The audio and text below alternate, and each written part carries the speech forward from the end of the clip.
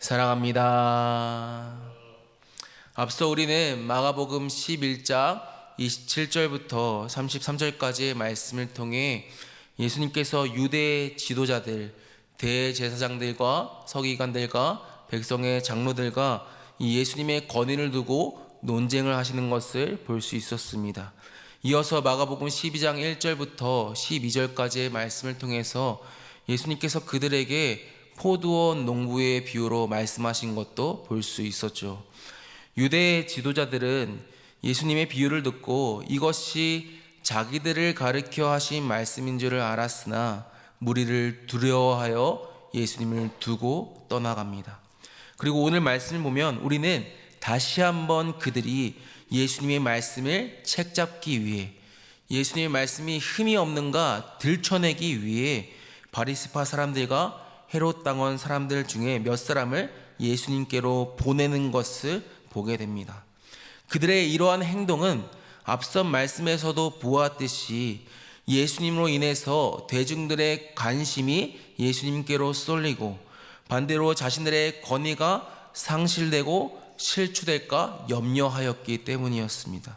그래서 그들은 예수님을 함정에 빠뜨리기 위해서, 그래서 자신들의 권위를 어떻게든 지켜내기 위해서 예수님에게 질문을 던집니다. 그들은 먼저 예수님을 향해 선생님이라고 부르면서 당신은 참되고 아무도 꺼리지 않으며 사람을 외모로 보지 않고 오직 진리로서 하나님의 도를 가르치십니다 라고 말합니다. 그들의 말을 들어보면 마치 예수님을 칭찬하고 지켜 세우는 것처럼 보입니다. 하지만 사실 그들의 말 저변에는 또 다른 의도가 담겨져 있었습니다. 그들이 예수님에게 이렇게 칭찬을 했던 이유는 그들이 예수님의 성품, 즉 어떠한 상황에서도 어떠한 권력자 앞에서도 절대로 타협하지 않고 양보하지 않으며 오직 진리의 말씀을 가르치시는 이 예수님의 성품을 강조하므로 예수님께서 자신들이 던진 질문에 대해 소신껏 의견을 밝히도록 유도하기 위해서였습니다. 그리고 그들이 예수님에게 던진 질문의 요지는 이러했죠. 가이사에게 세금을 바치는 것이 옳으리이까 옳지 아니하니이까? 우리가 바치리이까 말리이까? 이것이 그들이 예수님에게 던진 질문이었습니다. 이 질문은 사실 예수님을 아주 난처하게 하는 질문이었습니다. 왜냐하면 예수님께서 그들의 질문에 어떻게 답변을 하시든 그것이 예수님을 위험에 빠뜨리기에 충분히 있기 때문이었죠. 당시 가이사에게 바치는 이 세금은 일반적으로 세관에서 일하는 세리들에게 내는 세금과는 구별이 되었습니다. 가이사에게 바치는 이 세금은 인두세라고 해서 이 로마 황제에게 직접 내는 이 세금이었습니다. 그리고 이것은 로마 황제를 인정하고 존중한다는 것을 의미하는 암묵적인 표시였습니다.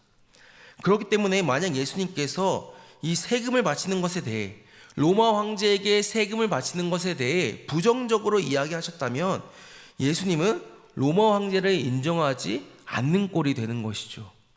반대로 예수님께서 세금을 바치는 것에 대해 긍정적으로 이야기하셨다면 예수님은 이스라엘의 유일한 통치자이신 하나님을 저버린 것과 마찬가지였습니다.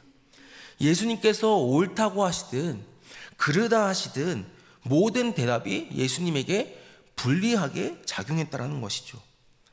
아마도 유대 지도자들이 보낸 사람들은 예수님에게 질문을 던지고 마음속으로 쾌재를 불렀을지도 모릅니다. 왜냐하면 그들이 봐도 예수님은 진퇴양난이었기 때문이었죠. 빠져나갈 구멍이 없었기 때문이었습니다. 그런데 이어지는 말씀을 보면 예수님은 이들의 질문을 들으시고 어떻게 반응을 하십니까? 15절 말씀을 보면 성경은 예수님께서 그들의 외식함을 아셨다라고 기록하고 있습니다. 예수님께서 그들의 질문을 듣고 당황을 하신 것이 아니라 오히려 그들이 외식하고 있다는 것을 아셨다는 것이죠. 다시 말해 그들이 겉으로는 선한 척, 의로운 척 다했지만, 그래서 예수님을 치켜 세우면서 예수님께서 그들이 원하는 대답을 하도록 유도했지만, 예수님은 그들의 질문 속에서 그들의 악한 의도, 예수님을 함정에 빠뜨림으로 자신들이 다시금 막강한 권위를 유지하려고 하는 그 악한 의도를 알고 계셨다는 것입니다. 사랑하는 성도 여러분, 이처럼 예수님은 모든 것을 아십니다.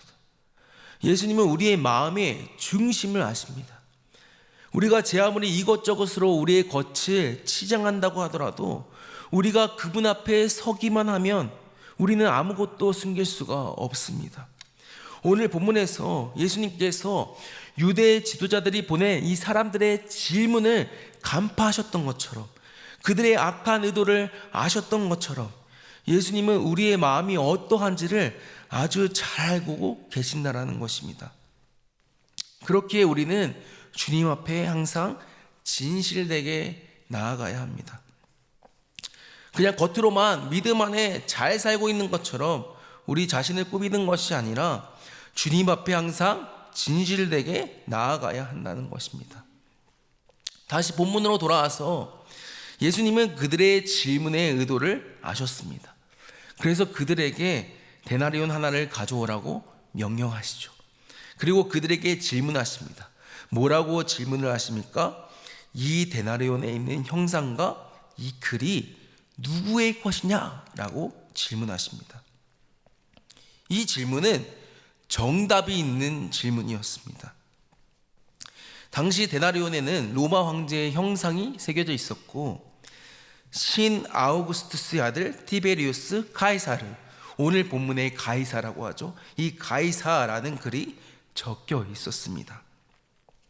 이렇게 화폐에 로마 황제의 형상을 새기고 로마 황제의 이름을 적는 것에는 두 가지 의미가 있었습니다. 첫째는 로마 황제가 이 돈의 소유자라는 의미였고, 둘째는 로마 황제가 이 돈을 사용하는 백성의 통치자라는 의미였습니다. 따라서 예수님의 질문을 들은 사람들은 예수님에게 이 동전은 가이사의 것입니다 라고 대답을 하죠. 그러자 예수님께서 뭐라고 말씀을 하십니까? 예수님은 가이사의 것은 가이사에게, 하나님의 것은 하나님께 바치라 라고 말씀하십니다. 무슨 말입니까? 이 데나리온에는 가이사의 형상이 있으니까 가이사에게 돌려줘야 하는 것이 맞다라는 것이죠. 하지만 하나님의 것은 하나님께 바치라는 것입니다. 풀어 이야기하자면 데나리온에는 가이사의 형상이 있으니까 가이사의 것인 것처럼 하나님의 피조물인 인간에게는 하나님의 형상이 있으니 하나님께 바쳐야 한다는 것입니다. 모든 인간은 하나님의 형상이라는 것입니다. 하나님의 소유라는 것입니다. 하나님은 모든 인간의 통치자시라는 것이죠. 이러한 예수님의 대답은 예수님의 말씀을 책잡기 위해 정말로 사람들을 보내어 질문을 했던 그 유대 지도자들의 귀에도 들렸을 것입니다. 지금껏 그들은 자신들의 권위를 가지고 성전을 이용했습니다. 그리고 자신들의 권위를 잃지 않기 위해 예수님을 잡아 죽이려고 했습니다. 앞서 포도원 농부의 비유에 나왔던 농부들처럼 하나님의 것을 하나님께 돌려드리지 않았던 것이죠. 그런 이들에게 예수님은 하나님의 것을 하나님에게 바치라라고 말씀하시는 것입니다. 사랑하는 성도 여러분, 오늘도 주님은 우리에게 말씀하십니다. 하나님의 것은 하나님께 바치라라고 말씀하십니다. 하나님의 형상인 우리에게 우리 자신을 하나님께 바치라고 말씀하시는 것이죠. 그렇다면 이 말씀 앞에서 우리는 어떻게 반응해야 합니까? 우리는 주님 앞에 어떻게 나아가야 할까요? 우리는 우리의 삶을 기꺼이 하나님께 드려야 합니다. 오늘 내가 살아가는 이 하루 하나님께서 나에게 허락하셨음을 기억하고 나의 만족과 유익을 위해 사는 것이 아니라 하나님을 위해 살아가야 합니다. 오늘 말씀의 유대 지도자들처럼 그저 내가 더 가지기 위해, 그저 내가 더 누리기 위해 나의 권리를 주장하며 살아가는 것이 아니라 하나님의 형상답게 나의 삶에 하나님을 더욱 나타내며 하나님의 영광을 위해 살아가야 합니다. 말씀을 맺겠습니다.